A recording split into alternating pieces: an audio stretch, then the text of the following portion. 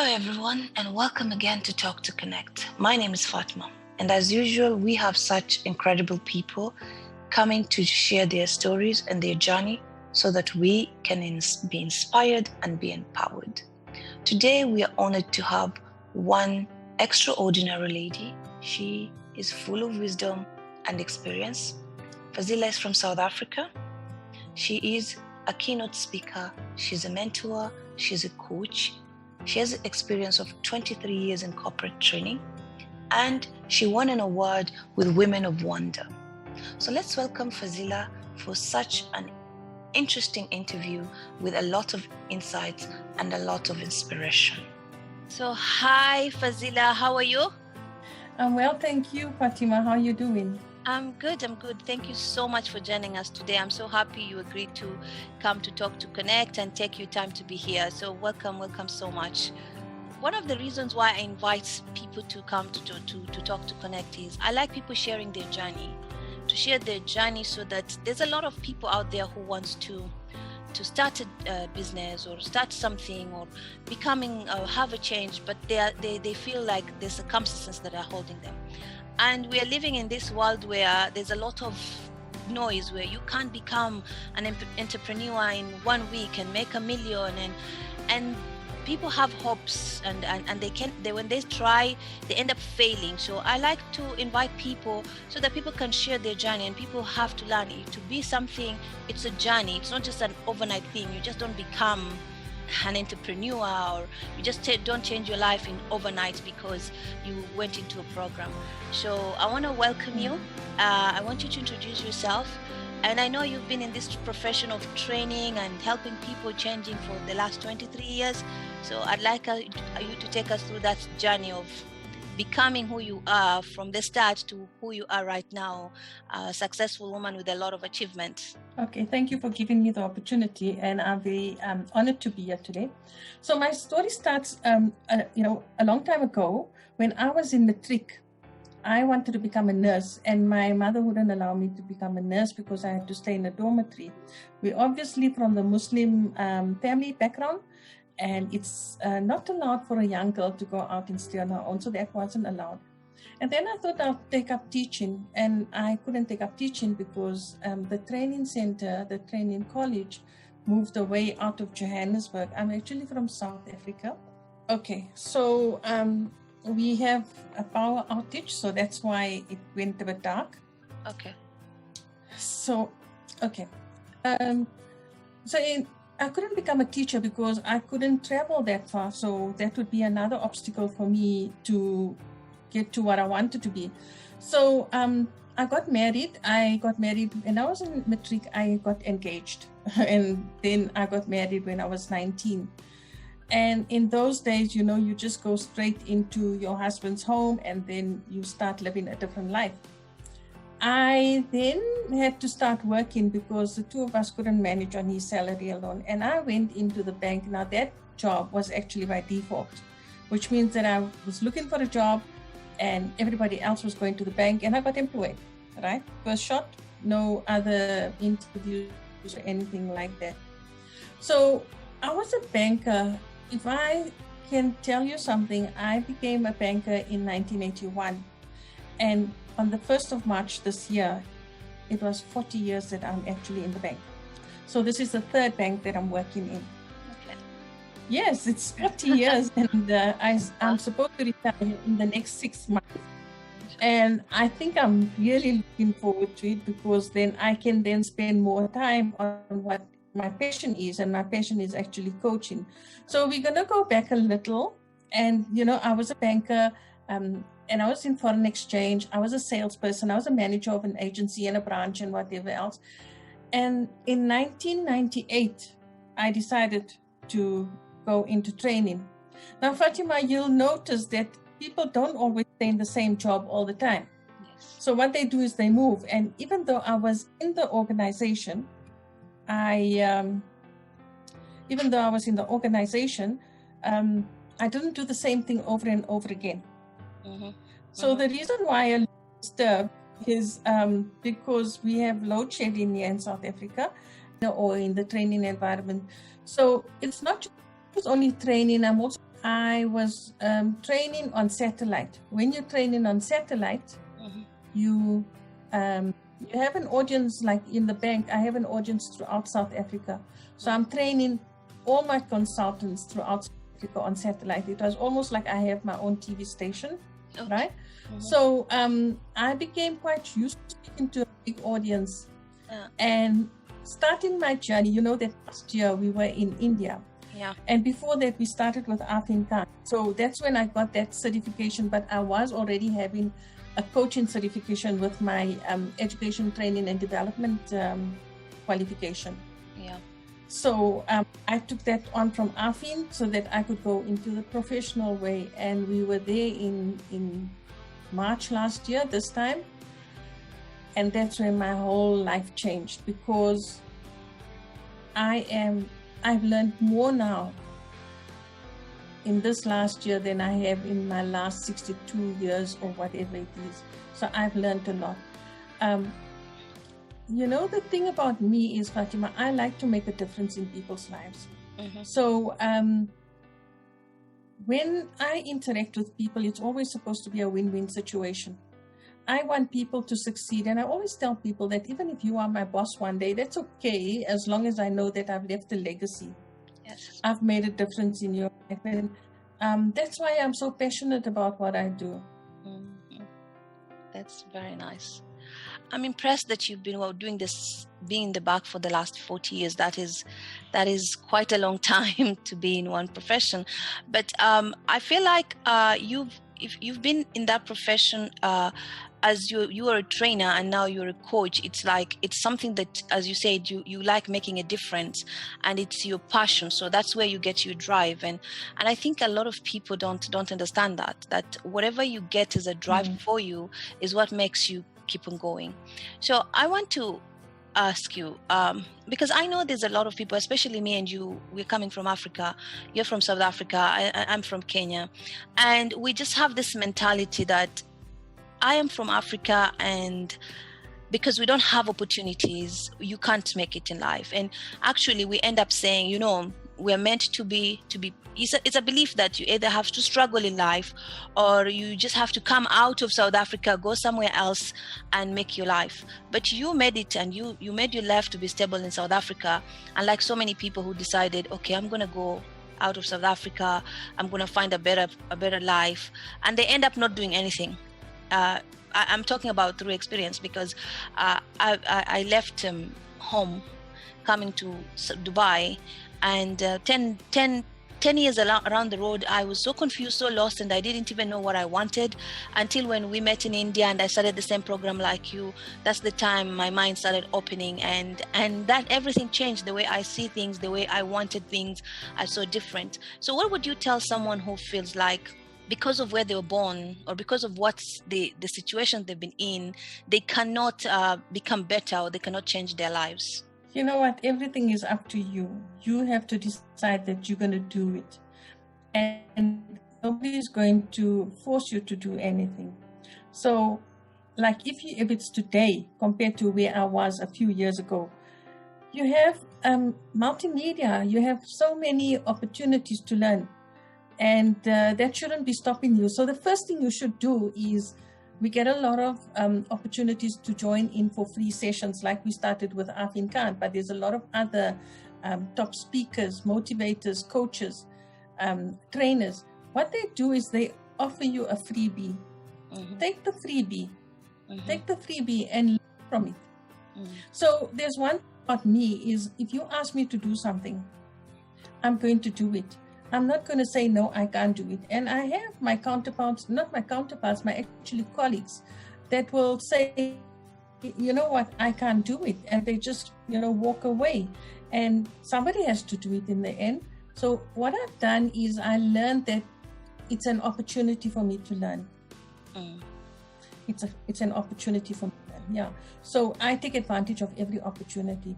I've been in many different positions, even in the bank, Imagine writing to the Reserve Bank, making applications to the Reserve Bank for money that's coming in, money that's going out. And you get exposed to a lot of different things, like imports, exports, what are they buying, where are they buying it from, And you have to have your story right to be able to get an application approved by the Reserve Bank. Mm-hmm. And when I got that right, I never had any comebacks.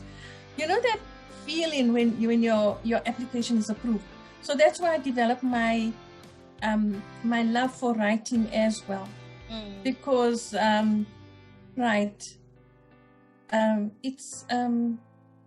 it's good for you. You know what I mean? It's like it keeps you calm. It makes you go into another world. You can have a world of fantasy, or you can have a world of reality, or something like that. So I do love writing. I'm only in my 4th chapter of my book still, but I wrote a lot of learning material. So I just want to share something with you, is that if you have a koi fish, Fatima, you know what's a koi fish? Yeah. You put koi fish in your little bowl on the table. Yeah? Yeah. And that koi fish is only going to stay that small because the water is just that much. Yeah. And the container is just this much. So that koi fish doesn't have an opportunity to grow. So we also bought koi fish.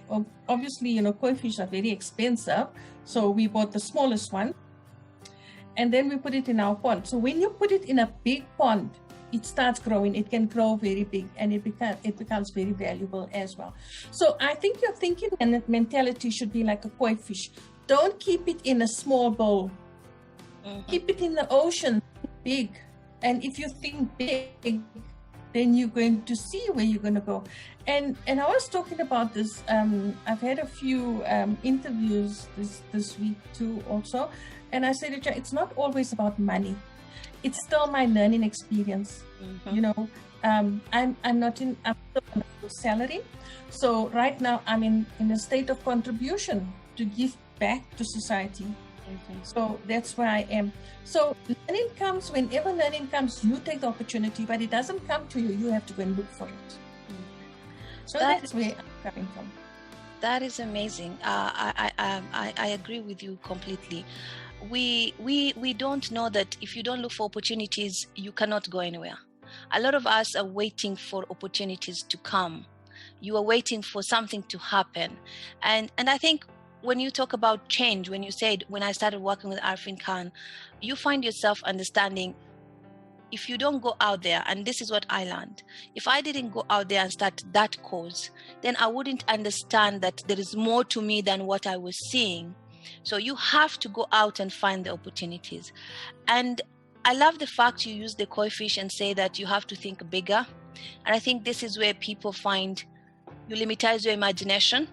I don't allow myself to imagine to become something. I think the only way your mind grows is when you imagine or you have a vision bigger than yourself. So people say that is a dream. And I think if you come from Africa and you say, I'm going to do a business and I'm going to be a multi-millionaire, and you're told, keep on dreaming, because people don't believe in your dreams. And the only person who has the door for that dream is you. So you have to think bigger. You don't have to think like everybody else. You have to be different. And I think we're all scared of being different. You want to be in the community like everybody else. So I really love that comparison, that a lot of us are allowing ourselves to just think small, like everybody else. I need to be like everybody else. So you said something about meeting Arfin Khan and changing your life. I want to know what that is exactly. What happened in that phase of your meeting Arfin, and how did it really change your life and make you see things much bigger than the way you were seeing them? When I saw this advert, I knew that I wanted to be a coach. I had to do something when I retire, which is going to be in another 6 months' time. So this is now about 2 years, more than 2 years ago. And so I went into the session. I was a little skeptical at first because Arfin wasn't there. And then I said, let me give it a go because I've come all the way. But Fatima, where I was in my life at that time is my husband passed away. And I was in mourning for my 4 months, and I went back to work. I was back to work in 3 weeks' time because I had to fend for myself. And I was sitting at home because my children have moved on, They've got their families, they've got their spouses, and I was just sitting at home. And then I thought, no, I need to wake up, because I can't be sitting like this forever, every weekend at home. The only time I would be happy is when I'm going to work. So that morning I got up, and I didn't even tell my daughter I was going to go out, because they would take the baby out to play and whatever. And I went to Afrikaans session there. And there and then I signed up. Mm-hmm. And after signing up, I went for those master classes, and I met some of those, the other people that signed up for coaching. And I became very excited about what was happening. And we worked together every once a week. We went to the hotel and we did our mastermind classes. The turning point was actually when we went to that big seminar where there was about 2,000 people. Mm. And I think listening to stories, that was my aha moment. That was when I realized, you know what, this is for me. And I made sure I get my certification. And I have, even though I only got my certification from AFIN last year, but I've been coaching and mentoring people for a long time. Mm-hmm. And what I like about it is the transformation. And that is something that really pleases me, because that is my passion. It's changing people. So yes, and it started a year ago, and then I started signing on to a lot of Zoom sessions, webinars, and things like that. Some of it was paid for. You can't get everything for free, obviously. When you want to advance, you need to pay for something. Right now, I'm also doing another higher certificate, which I should be finishing this month. Inshallah. Besides being a coach, now I've realized that there's a lot of people that need help. So most of the people I interact with, I actually need in counseling rather than coaching, because it's their relationships that they need help with. They need help with finances and things like that. So obviously the economic situation is not too good here. Yeah. So I can't say I'm going to coach you. What am I going to coach you on? Mm-hmm. We need to this peace of mind of yours first. Your state of mind is to change first. I need to take you out of the negative into the positive. I need to make you understand that you need to still survive each day. And that's why I'm taking a course for counseling. And I think that is going to blend in very nice with my coaching. Because I'm in empowerment coaching. I was a speaker at the World Peace Summit, and I spoke about gender-based violence and femicide, especially in Africa. Yes. And the unemployment rate. Unfair labor practices against women. And yes, that was really the touch point of that speech that I made there. Yeah. Oh, wow, that is amazing. I love that. I love the fact that you're thinking out of the box. And I think most of us as coaches just think, if I'm a coach, I just need to think of how I'm going to coach someone to get better. I like the idea of you thinking of, because I'm a mindset coach. And my belief is, because it happened to me, that whenever you change your mind, whenever your set of mind changes, everything changes. And for me, I've learned from my journey, it's not just changing your mind. It's not just having positive thoughts. The positive thoughts are there. But when you're going through a mindset, it's learning yourself. It's going deeper and understanding who is really Fatma or who is Fazilla really. And what are the things that bring me out to become better. And I think that's the most important thing. So when you're talking about beliefs, I think those are the most things that we don't know that are holding us back. And when you go to your beliefs and somebody says, defining moments are things that are happening when you were young, and I go like, no, we have defining moments every single day when you wake up. It's how you define that moment that makes a difference. Because when I was a child, there are things that happen, and I grew up and there are things that happen. I was an adult, there's something that defined me, and all this journey is what that defines me. And I like the fact that you say counseling can actually bring the best out of someone, because it's not just going out to understand what are is going back to I said, I told someone in an interview, it's like, you're like an onion, and if you want to find yourself, you still have to peel this onion.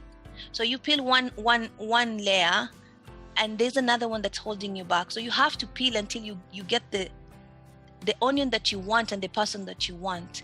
And it's a really hard journey because people don't want to go back. I don't want to see what happened to me. I don't want. And when you don't open that closet, your mind is like a cabinet, you have old clothes, new, the ones that don't fit you, and your mind is the same. You have different kinds of memories. If you want to become better, you have to get rid of some things and learn from them. This is what happened. This is what defines me. This is who I am right now. And you change yourself to become better. I really love your idea of combining counseling and coaching together, because it makes people really go deeper. And I find like when you go deeper inside, just to understand who you are, it really opens doors for you that you never thought you could imagine. Like you start understanding why it is your purpose. Why am I even here on earth, and what is driving me? So that is really, really powerful. I'm really fascinated with that. It's a very good idea, and inshallah, anybody who comes through your journey will get that power of finding their inner essence of who they really are. So you talked about talking about women and in your talk, where gender abuse, where women go through abuse and go through all these things in Africa, where you talk about unemployment and this. I think one of the things that I want to ask is that a lot of women are held back by culture. Our culture, like you said, you wanted to become a nurse and you could not become a nurse. I think there's a lot of things that we want to do, and as much as we say we are in 2021, we're still living in Africa, and there's so many cultures that are there that women are still hold us not to become what we want. So how did you become, what are the things that you did as Fazilla that made you fight these culture barriers? I think culture barriers is one thing that really holds women back. If you look at me, you won't see what I've been through. So as I told you, I was a teenage bride. In our culture, you can marry your cousin. So my late husband's great-grandfather and my great-grandfather's one. Yeah. So our grandfathers are brothers, right? And I wasn't ready for marriage, but I was like really frustrated about being at home. And I'm going to honestly tell you this, yeah? So I thought, well, I'm only going to get my freedom if I get married. But when I got married, it wasn't the same. So I got married in a home where there were 8 siblings plus their parents. So there were 10 people. I was ending up cooking for them because I wasn't working. I ended up cooking for them and cleaning. And sometimes when we didn't have any helper, I would help iron. I had to go into my husband's shop, and my father-in-law shop, my husband actually worked, and go into his shop. And when he wanted to take a break, I would sweep his shop and help customers. So I was a very busy person. I was even picking up ash. Oh. So we have the coal stove with the boiler there. So they were living in the city, and it was a very big change for me because in our home, my mother spoiled us, and we had an electric stove, so it wasn't dependent on the boiler, from the stove. So I was like a Cinderella. Okay, so yeah, really. I'm going to tell you, honestly, I was like a Cinderella. That's nice. And picking up ash and things like that. So then my husband and I moved out on our own. And when we moved out on our own, I had a part-time job just for 2 months so that I could pay for the fridge and the stove. Okay. I could help my husband pay for the stove. So by the end of the month, we had already run out of money, and then it became difficult. So it was 2 months that we lived like that. And then after that, on the 1st of March, I told my husband, look, before that, it was in February, I said, look, let me go and help you work. So he said, okay. But he was afraid of his parents to tell him that I'm going to go to work, because it's taboo for the daughter-in-law now, never mind your own daughter to go and work, but your daughter-in-law to go and work. Okay. And I went to work for about 2 weeks without my husband telling his parents that they're looking after my daughter during the day and I'm working. So that was the scariest moment of my life of breaking the culture. What do you think about that? That is amazing.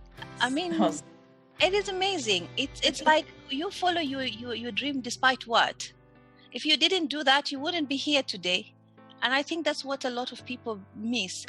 Nobody's going to be there to give you the soap, and nobody's going to be there to give you the fridge. So if you didn't go out, you'd be a Cinderella until now. That's the difference. And I'm really, it's amazing. I think a lot of people have the fear. See, we are in the comfort zone. The fear of, if I do, what will people think of me? If I do, what will society say? I think it's time for me, I think society is there to say whatever they're going to say.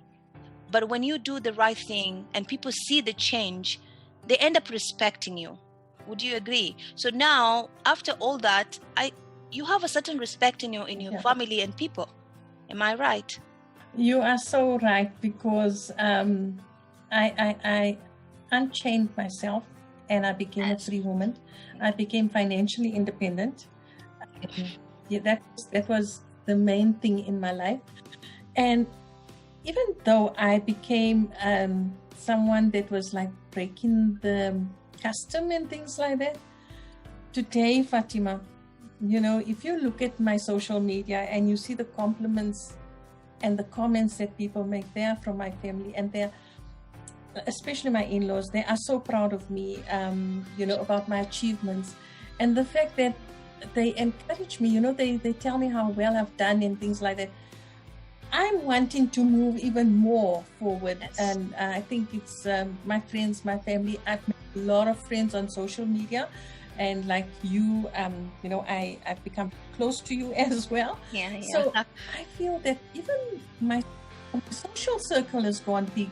I'm even more confident. I used to be a very open person, overt person, but now I'm different.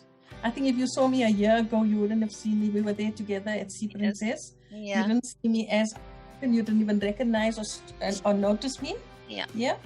Yeah, I know what you're talking about. I'm the same. I think it's a phase where you find yourself. It's better when people don't see me. I just need to hear people, and then you just find yourself being up there, and you go like, "Oh, what happened? I'm the one who's talking more than everybody else," and that's an amazing feeling. I love the fact that you're talking about taking decision. If you want to change, and that's what I'm hearing from you. Change begins from you. It doesn't come from outside. When you change and you start changing, and you start having good things coming to you, you actually become an influence to others. So if you're looking to make a change, it has to start from you. And a lot of people don't understand that. A lot of people want change to come from others. What your story is telling me is, you made change come from you being the person that you want to be. And that's really powerful. I mean, I hope someone is listening out there, and if you're wondering, how can I change my life? Just learn this: you are the change. When you raise your standard, when you see yourself differently, when you see that dream that you want and forget, just know people are not going to be there on your journey. You're the one who's going to be on that journey, and find that dream. Everything will change. That is amazing, Fazilla. Really, really, really inspiring, because I find a lot of people don't understand that. A lot of people don't get it. Yes, it's the determination, Fatima. I just want to share something here, is that even in the work environment, when a supervisor, a team leader, a manager gives you a task, and some people will go and say that, oh, what, she's just giving me all her work or his work or whatever else, and taking the credit for it, and I'm not getting anything out of it. I'm still an agent, I'm still a consultant or whatever else. And that is the wrong thing. That is the wrong mentality, I would say. Because you know what? You need to take every opportunity to learn. Exactly. And I've got a quotation that I was going to use, to the Google quotation. When they're looking for somebody, that's inquisitive. True. Very true. Yeah. That is very true. And I thought, really, that is such a nice characteristic or an attribute to look for, because if you look at it, your qualification says you know how to do it, right? But it's the ability to do it comes within. It's you yourself. So people tell me I'm a go-getter. People say that I'm not afraid to do anything. People look up to me. They admire me. So I am now 6 months away from leaving my job. Mm-hmm. And I told my manager that I'm ready to leave. So she was quite surprised, and she said, really, is it time for you to go? And I take a lot of leadership responsibilities, Mm-hmm. you know, because if else says they don't want to do it, and sometimes you will get backfired.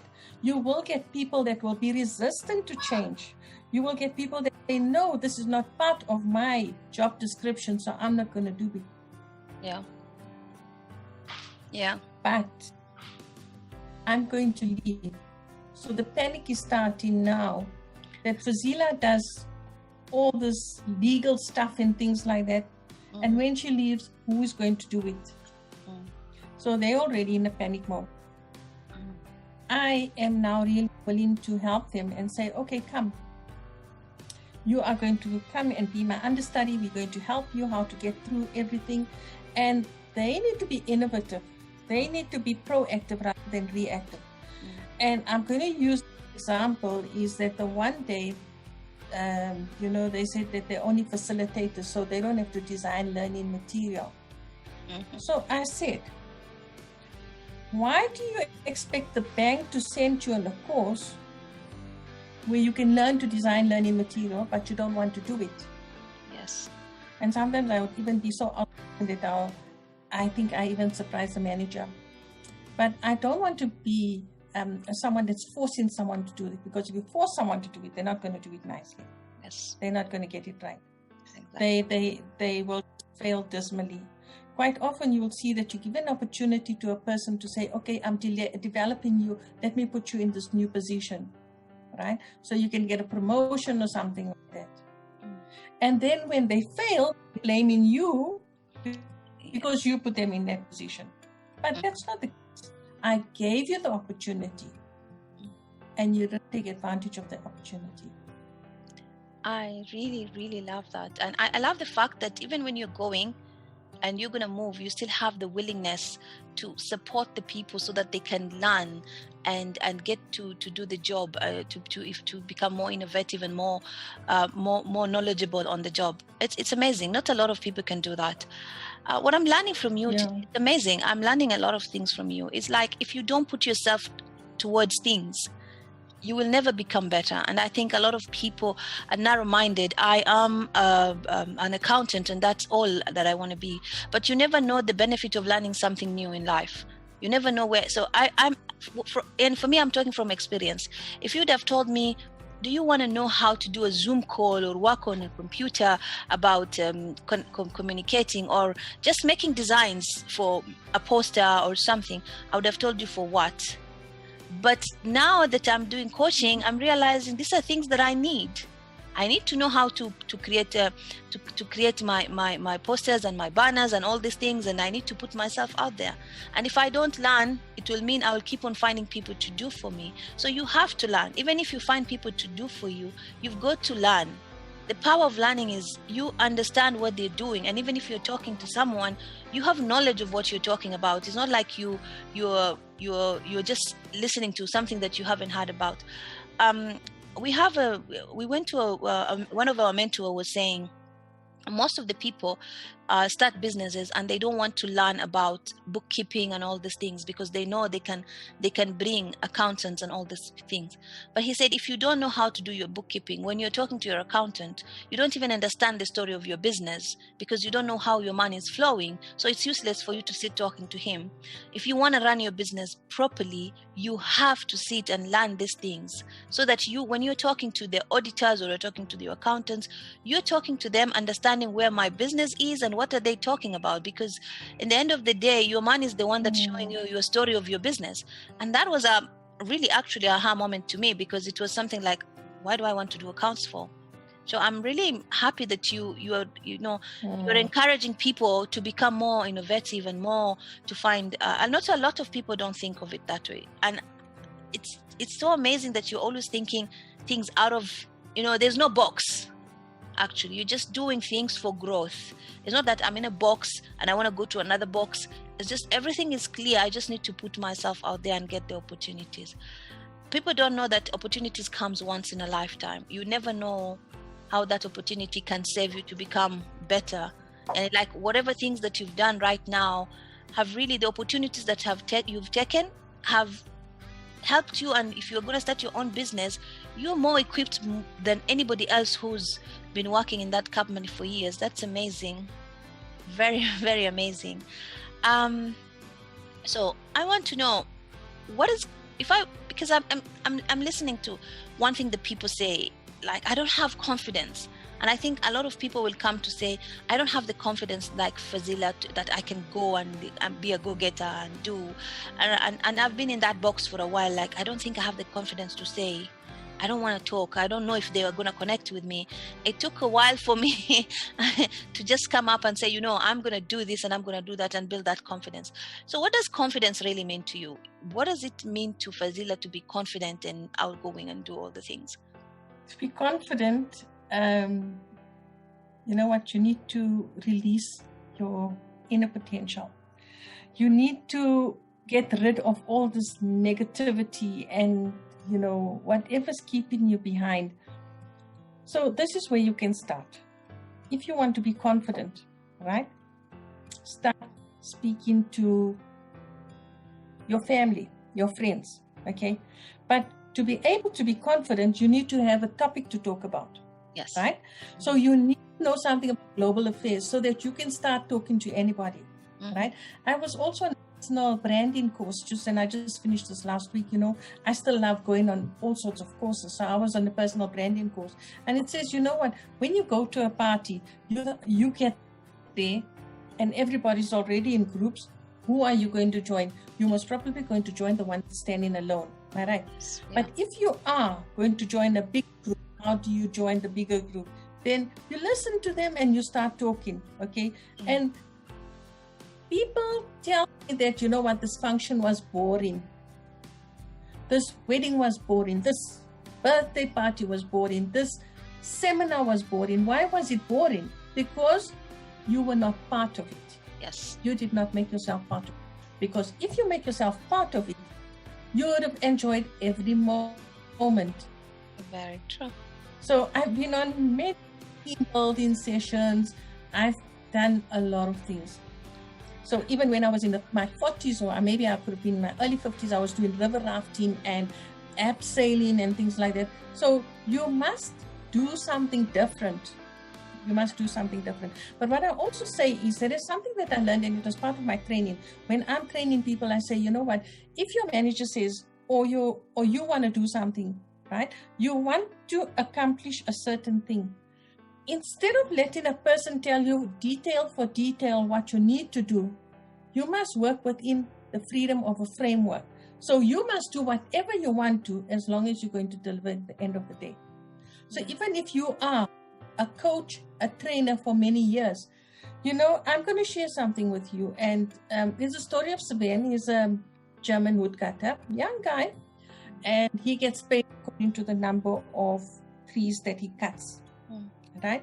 So I thought, okay, if I'm going to start sacrificing my time, starting a little earlier and leaving a little later, and maybe even working through my lunch, I will cut more trees. And so what he did is, you know, they most probably were those electronic trees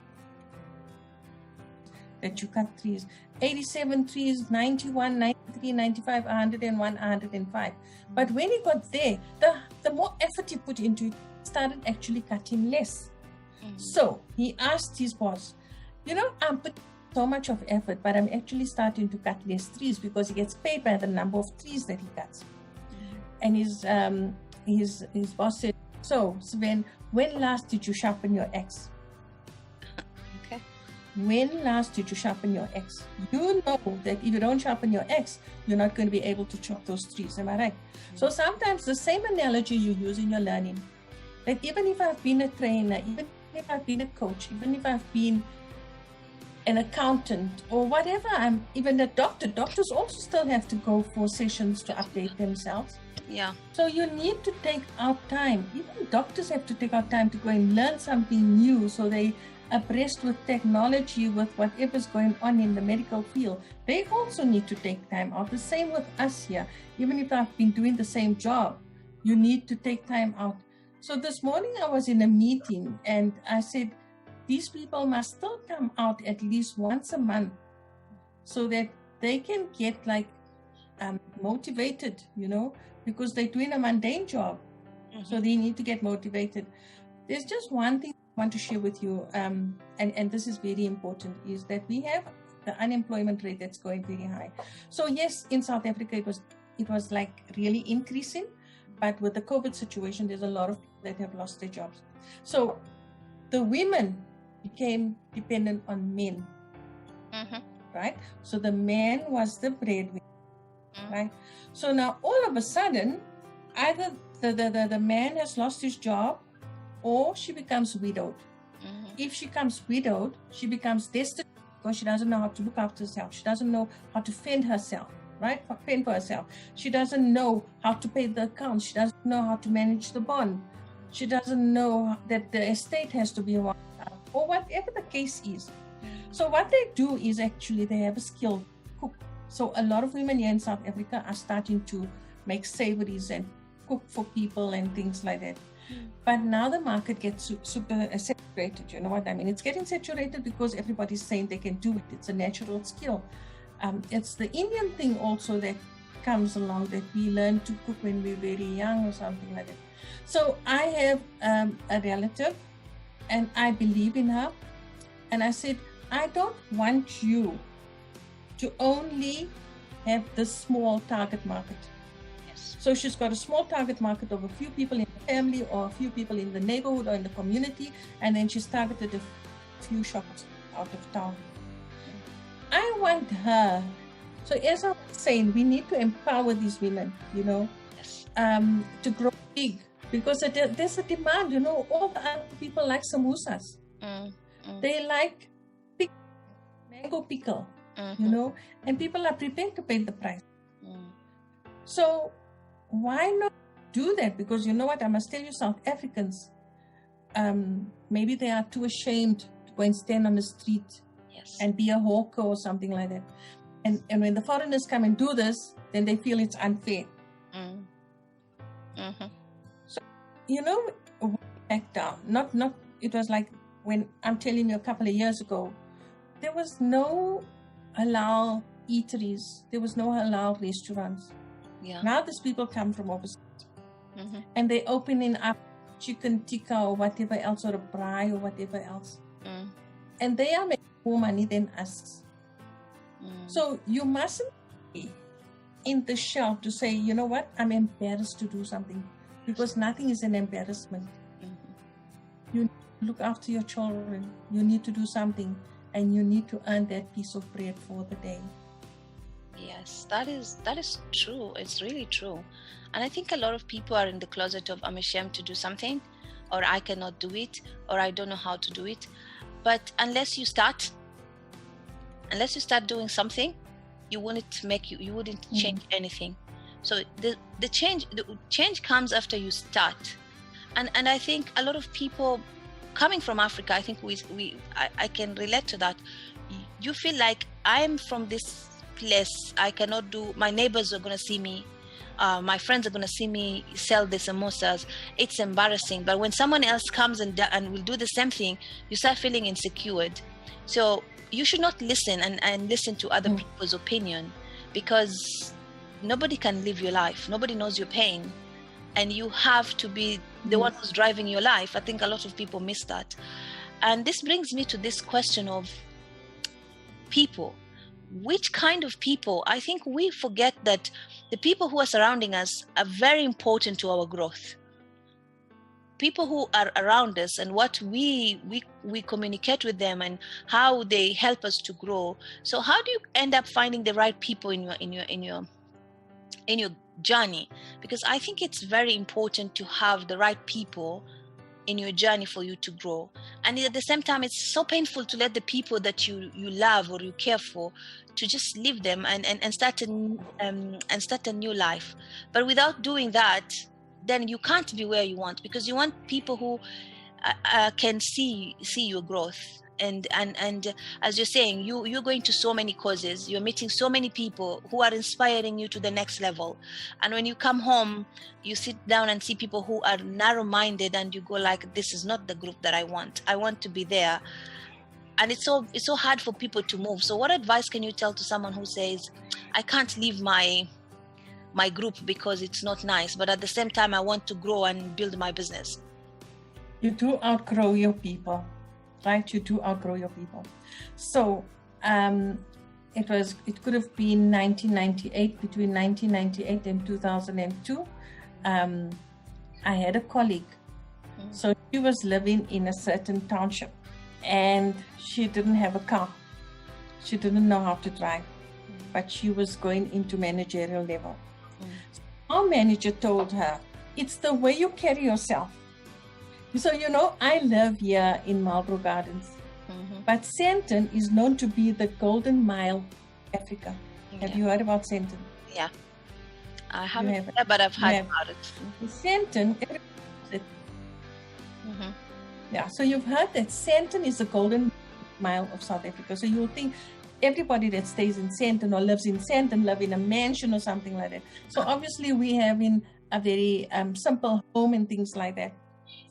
And so she said, look at Fazilla. She lives in Sandton.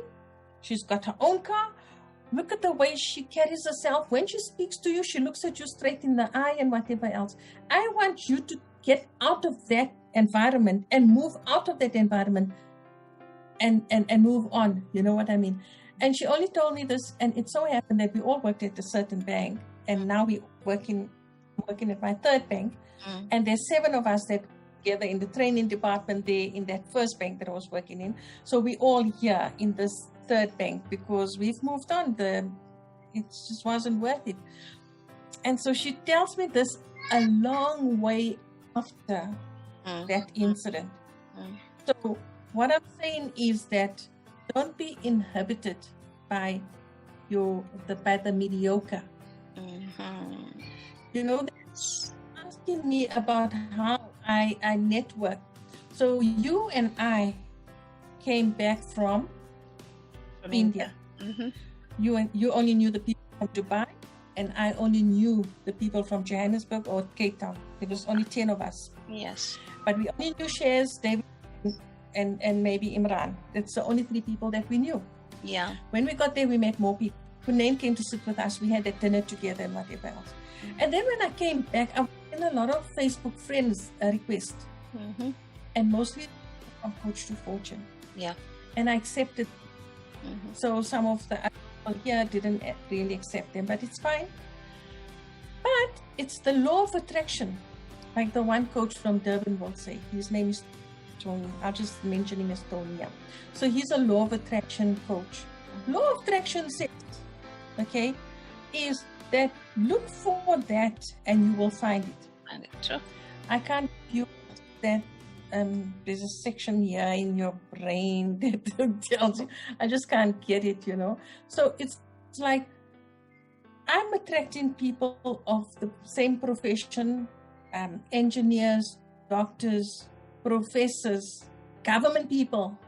Okay. And where I'm getting all my opportunities to network. And my counterparts say that, you know what, I'm doing so well. But it's coming to me because I think it's the way I'm putting myself out there. So even on social media, your behavior shows on social media. It shows, and when people show an interest in your posts and things like that, and they ask you to be their friend, Sometimes there are people I have one Facebook friend that is 80 years old. Now, Fatima, a young person will say, no, who wants to do anything with an old person like that? This woman here doesn't even have any posts on their social media. But what is my aim? Right? My aim is to transfer knowledge. Yes. My aim is to make a difference in somebody's life. And even if you are 70 or 80 years old, I have accepted you as my friend. Yeah. Okay, because I want to learn from you. You have wisdom, and I want you to learn something about me. And I get a good response, for whatever I post. So, as I was saying, it's up to you. I told you about people that are in their 70s or 80s, and they send me a friend request, and I accept it because I feel, what, maybe those people are lonely, they want to speak to someone, they want to read something or whatever else. So I wasn't a social media person. When my learners used to want to open up their cell phones all the time, I'm from a different generation. I'm from the baby boomers, right? I'm not a millennial. Yeah. So I had to adjust very quickly. So what I would do is allow them time to check their WhatsApp. And they thought I was the coolest dude around. Because, you need a break, and adults' concentration is now only about 20 minutes. Yes. And can continue just going on and teaching and whatever else. You've got to break it with some other activity or something like that. And then sometimes I'll say, okay, I'm giving you 5 minutes to check what's happening in your WhatsApp. And they'll take it out quickly and they'll, check in what's happening or whatever else. Say, oh, I'm up. And they very nicely will stop because they know they're going to respect me.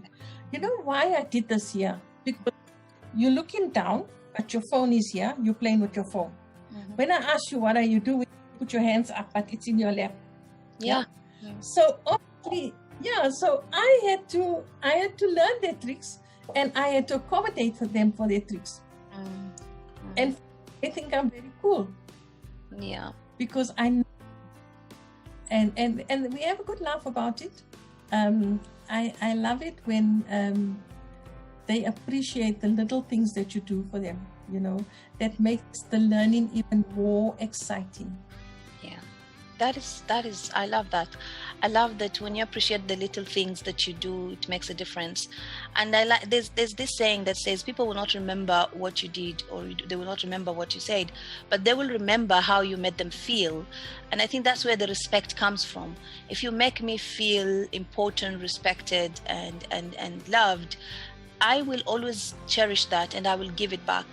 And I think I know we're coaches and we coach people, but I think we lack to understand that you cannot give people something that you don't have. So if you're talking about love and care and respect and having a mindset that has changed, you have to go inside and find that love within you. You have to be that love. You have to be that care. You have to be that respect, and you have to be able to adjust with what is happening to people. It's not just helping people, it's also adjusting to people's to get to people have the freedom of understanding on being who they want to be. It's really important. I love the fact that you're really open-minded to a lot of things, and that makes a difference. And talking to you, I'm getting a lot of aha moments myself here, and I'm so glad talking to you. Thank you. I think a lot of us, we go like we are coaches and we really want to help people, but at the same time we forget that the people who we want to help can read us. Like what you say in social media, people, whatever, the way you behave, the way you put yourself out there is what people read. So you cannot be something that, I'm not a believer of I need to act in a certain way so that people feel like I'm this amazing coach. I am a believer of being authentic. Be yourself. Serve people. I have this mentor I have, and he says, when you're a coach, you lead and you serve, and serve and serve. That's what you do. You don't ever forget that. You are there to serve people. And if you want to get the change that you're looking for, then you've got to be serving them to the point where they will never forget you. And I think that's what you're doing, and it's so, so amazing. It's really amazing. So I want to ask you, because I feel like one thing that people lack, and I think on this journey, is commitment. I think commitment is something that a lot of us find hard. I want to do something, but to commit to that journey, to discipline myself to be on that journey is really hard. So what advice can you give people on commitment, because I think it's the hardest thing. I had to learn it the hard way, to just discipline myself and create habits that are going to put me on track and put me on my to know how to do my goals and my schedules. So what would you advise someone about commitment? Commitment, first of all, you don't procrastinate. Because if you procrastinate, you're not going to get any. Right? My second thing is what my mother would always say is, when we were young, we'd like to laze around before we set the table or close the curtains. We had little things to do, but we would really take our time to get it done. And she'd say, come on, time and tide waits for no man. Yeah, true. Yeah. This is something that I always think about, is time and tide waits for no man. So the longer you wait, you're most probably not even going to get to what you want. So commitment means that if you want something, you must go for it. Nothing comes for you. Nothing comes to you. If you do not reach out, nothing will come to you. And that is just one simple thing. A lot of people say, I think I'm going to do this. They need to change the wording, right? Think is not the word, okay? They must put it in ink and get it done. So journaling is also very important. Yes. Okay? That is what I feel, is that if you want to get something done, you need to make that effort. Yes, that is very true. And I want to agree with you. Journaling is an amazing thing, because it keeps you, it makes you see that you reflect on what you want to do, and it makes you have the clarity of the way you see things and the way you understand them. That is really amazing. So I want to know, if I ask Fazilla in one sentence, how can you describe Fazilla? Fazilla is passionate about transforming people. She's innovative. Nothing lets her down. She is a go-getter. She is not a people pleaser. She is a people transformer. Fazilla comes from humble beginnings, where there was no money to be educated. But Fazilla educated herself. There was nothing stopping her. Okay, so if you know that my social media, my business account is Be Unstoppable. Be unstoppable. And that is what Fazilla is. She's unstoppable. I love She's that. limited. I love that. Be unstoppable. I think it's a powerful thing for people to have. There's no impossible. Impossibility is not in the vocabulary of Fazilla. Everything is possible. That's amazing. It's really amazing. So I know you have. Can I share something? Yeah. You say impossible. I'm possible. That is amazing. That is so amazing. Yeah. Yes. I think for me, I hear people saying, you have to have positive thinking. You have to put yourself and think positively. I agree with that, but when you think positive, you also have to think, why am I thinking positive? I'm just not. It's like saying, if I'm thinking positive and I don't know what I want or who I am, I'm just going to be thinking positive, I'm going to be good. I'm not, it's impossible. But you think impossibility because you believe you're possible and unstoppable, because you've worked your journey to see that nothing can stop Fazilla from being who she wants to be. And the positive thinking is you've worked on your limiting beliefs and your values, and you understand who you really, really are. It's not that you are trying to be someone else. You know what drives you as your values, what defines you. You know, what are my limiting beliefs and where are they coming from? So you've defined who Fazilla is. So I'm really thinking that if you want to have the positive thinking, you need to go deeper than just saying I'm good enough. What makes you good enough? And you need to find those things that makes you good enough, and not from people, from you. There's no. I like the fact that you're talking about I'm not a people pleaser, because a lot of us are looking for outside acknowledgement. Did I do good? If people say yes, then that means I am good. But if it comes from you. When you see that it comes from you, I acknowledge myself that I've improved. It might not show to you guys or to other people that I've improved, but if I look from where I was to where I am right now, I see that I've changed. Then I acknowledge myself.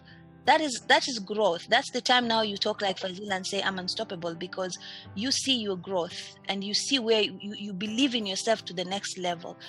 I like the fact you say you're not a people pleaser. I wish a lot of people could see that. We really live for the society. We really live to hear that, oh, you're good and you're doing a good job and I love how you're doing. But in the end of the day, if that noise is not there, you cannot grow. You should listen to yourself, believe in you, believe in who you are. And that is really amazing. I'm unstoppable. I love that. I really love that. So if you're a trainer and you're coaching people, so like if you have any programs that you're doing right now, or I know someone is listening, they will like, okay, I got a aha moment, how can I reach Fazilla, what is she offering? You can share with us and the audience who are going to watch with this. You never know who's listening, and there's a lot of people I believe who are going to get aha moments like me when listening to this video. Okay, so I am on social media. Okay. If you get to me, like my surname is very similar to your surname, right? Yeah. It's Fazilla Hassan, but not A-N, it's E-N. Okay. Fazilla Hassan. So that's the first touch point that you're going to get. Mm-hmm. And from there, I will then give you my other links. But my legal name is Fazilla Karolia. Okay. It's Karolia.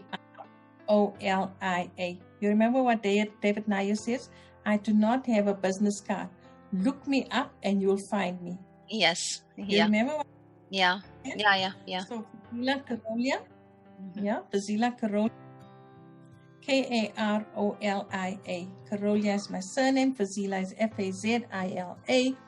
And you will get me on social media. I've got a YouTube account. I'm on LinkedIn, Instagram. I have 2 Instagram accounts. The one is Unstoppable and the one is just Fazilla Karolia.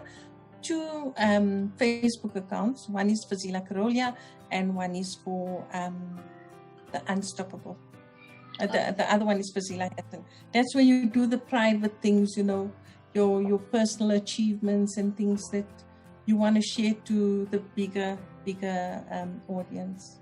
Wow. So you get me anyway. So the Unstoppable ones is where you put your achievements and everything. So if someone wants to see you and what you do, yes, it's Unstoppable.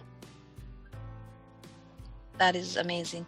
So be unstoppable. Be unstoppable. Okay. Be unstoppable. So even if you look under Fazilla Karolia, the link will come up. Okay, that is amazing. I think we all need to be unstoppable and follow our dreams and find the right people around us. I think today I've learned a lot from you. A lot of things to take home, that you have to find the opportunities. Opportunities don't come to you. And don't choose what to do. Do whatever you can to increase your knowledge. You don't be picky. I think a lot of us are picky and feeling that we are special in different things. And I think that was an amazing lesson. Just learn to do different things so that you can grow. And find mentors who can help you. Actually, let me ask you, what is the importance of mentors? Because a lot of people want to grow by themselves and do things and you feel like you can do it. But I've learned that if you have a mentor and you get different mentors, you get different things. What would you say about that, having mentors and coaches around you? I think it's powerful to have people who hold you. So to look for a mentor, you must look for somebody that has walked the road. It doesn't have to be someone that you work with. It can be someone in your community, or you can go and ask someone to be your mentor. So I have 2 mentors, and they both, even though I'm a mentor, I'm a coach, I still need a mentor. So I have one that helps me, and his name is Omi. You remember Omi from the seminar? Yes. So Omi is my coach and helping me with my branding, right? And honestly speaking, if he didn't help me with my branding, nobody would have known about me. You wouldn't even know about me. You wouldn't have even invited me, because he has taught me how to stand out. And sometimes, even though I've been a trainer and a coach for such a long time, and a mentor for such a long time, he would ask me questions that I couldn't even answer. And, he would probe and probe, got it. And I would get very frustrated. So you need a mentor. I also have another mentor. And she also helps me, every time I'm achieving something or I'm going to have to undertake something big or something like that, then I just let her know what I'm doing. So she's backing me up. She also has her own publishing company. So she's going to publish my book, which is going to come out very soon. So I was thinking, thank you. So the title of my book is The Extraordinaire, but I'm going to change it and I'm going to make it something more powerful and punchy that people will want to read it. And I talk about my life, about how you grow up in the ghettos kind of thing. And here you are now, someone that people look forward to speaking with. I am very intrigued, and I don't look down on anybody because I feel I can converse with anybody. So that's me, Fatima. That is amazing. I love that, and I think people should know that a mentor should be someone who has done it or has gone through that journey, and you should find someone who holds you for you to that journey. So Fazilla is a good example. She's been a trainer, she's a coach herself, and she has someone who's still helping her to learn more. And that's the fact. You need to know more about yourself. The more you grow, the more you need to get more to understand yourself and improve. So having a mentor in your journey, and that's when we are talking about the people in your life, because the more you grow, you outgrow people. And that's I think sometimes it sounds like a wrong thing to say, but if I grow to want to become something different and I have someone who doesn't have the ambition, we are in different places. And if I stick myself in, I will not be where I want to be. So I have to find people who are going to put me where I want to be. And that's part of finding mentors. So as Fazilla said, you don't need someone you can pay, but in your circle, you can find someone who has gone through the journey. He's successful. Instead of you being angry or saying bad things, learn from them. How did they become that person? How did they achieve? And I think I'm saying this because we come from Africa. It's like, oh, Fazilla made it and she feels good. It's not feeling good. You always learn from people. If you want to learn and grow, you learn from the people who are doing it. It doesn't matter whether you believe in what you have to believe in what they're doing, but you love to learn from other people. How did Fazilla? So for me, I'm intrigued right now. I listen to Fazilla and I'm going like, there's so many things that she's wise about, and how did she get to be there? It's intriguing me to learn more from her because I want to grow. I want to grow myself as a coach. I want to grow myself as a woman. I want to grow myself as a person. And how can I communicate effectively with people? When you talk to her, it's inspiring you. So people should inspire you with their success. Somebody's success should inspire. You don't have to be them, but you have to learn from them. I think that's a very good lesson we're getting from Fazilla today. So I can't wait to see your book. I will be glad to read your book. I love reading, and reading your story is going to be amazing. So when the book is out, don't forget to tell me. I'll be waiting for it. And thank you so much for being here tonight. I think there's so much that we've learned from you, and you have a lot of experience. And I believe anyone who's coming through you to change their lives, they're going to have a tremendous change. And I love the fact that you, like me, believe change doesn't come. It's not only making money that makes you become influential. It's just helping people find who they are and building and making a difference. I think one of my values is making a difference. It's something that drives me. Whenever I see someone becomes better, whether you become better than me, as long as you've passed through me and you've become better, that drives me, and that's what is important. So thank you so much, Fazilla. We'll be having more talks. Inshallah, you'll inspire more people as we are having more platforms to inspire women, especially in Africa. We need women in Africa to grow. I think there are a lot of women in Africa who are entrepreneurs, but they play small. They play very small with their businesses, as you said, and they need people who can help them to see that they have more potential and they can build their businesses in their next level. So inshallah, Allah gives us the power and the wisdom to help people more. Thank you so much, Fazilla. Ameen, and shukran for having me. Thank you. Thank you.